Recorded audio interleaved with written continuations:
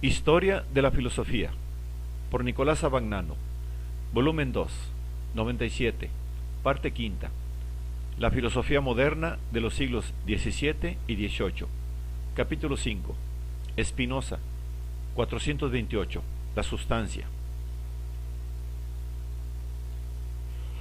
En el De Intellectus Emendatione, que Spinoza dejó incompleto, porque los pensamientos que apuntaba hallaron su expresión definitiva en la ética, pero que parece una especie de discurso del método, Spinoza declara cuál es la finalidad de su filosofar.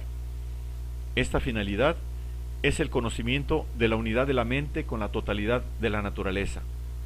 Para alcanzarla, es menester que el hombre se conozca a sí mismo y a la naturaleza, se dé cuenta de las diferencias, de las concordancias y de las oposiciones que hay entre las cosas, para que vea lo que le permiten y cuál es su propia naturaleza y poder.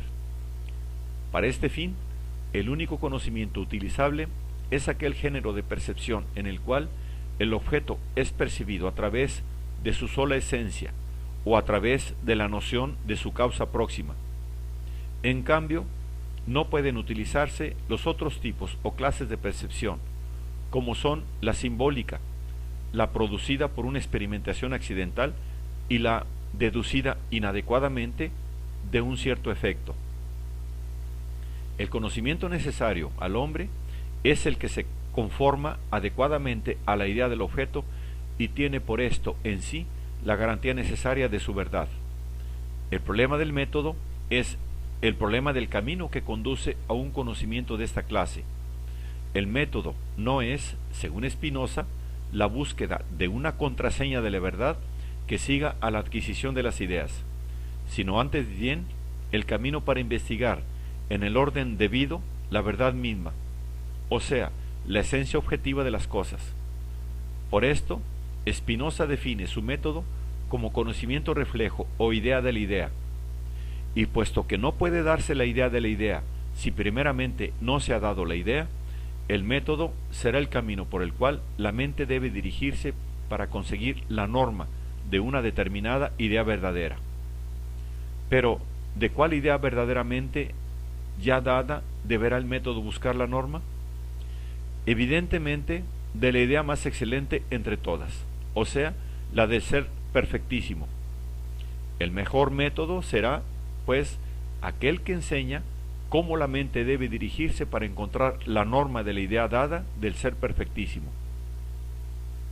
De esta manera, la determinación del método en el De Intellectus Emendatione ya lleva a Spinoza a poner en el centro de su doctrina la consideración del ser perfectísimo, esto es, Dios. Y con esta consideración comienza la ética, cuyo primer libro se titula Dios. Spinoza concibe a Dios como la sustancia única que existe en sí y es concebida por sí. Esto es, que para existir no tiene necesidad de ninguna otra realidad, y para ser concebida no necesita de ningún otro concepto. Tal sustancia es causa de sí misma en el sentido de que su esencia implica su existencia y de que no puede ser concebida más que como existente. Es infinita, ya que no hay ninguna otra sustancia que la limite, y consta de infinitos atributos, entendiendo por atributo lo que el entendimiento percibe de ella como constitutivo de su esencia. Por esta infinidad de atributos, esto es, de la esencia divina, deben proceder de Dios infinitas cosas de infinitos modos, de manera que mientras Dios no es causado por ninguna causa,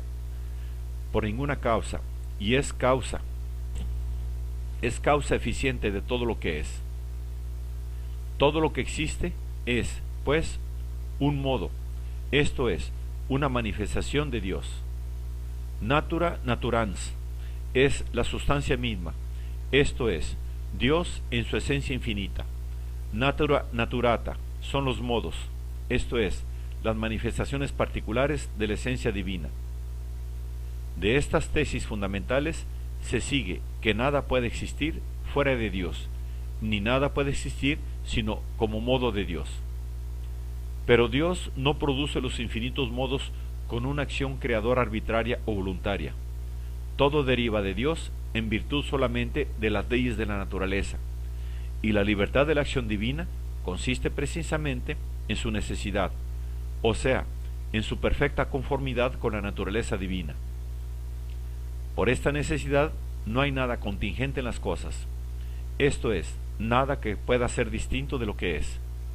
Todo es necesario en cuanto está determinado necesariamente por la necesaria naturaleza de Dios. Las cosas no habrían podido ser producidas por Dios de otra manera o con otro orden que aquel con el cual se han producido. Dios no tiene voluntad indiferente o libre, su potencia se identifica con su esencia, y todo lo que Él puede existe necesariamente.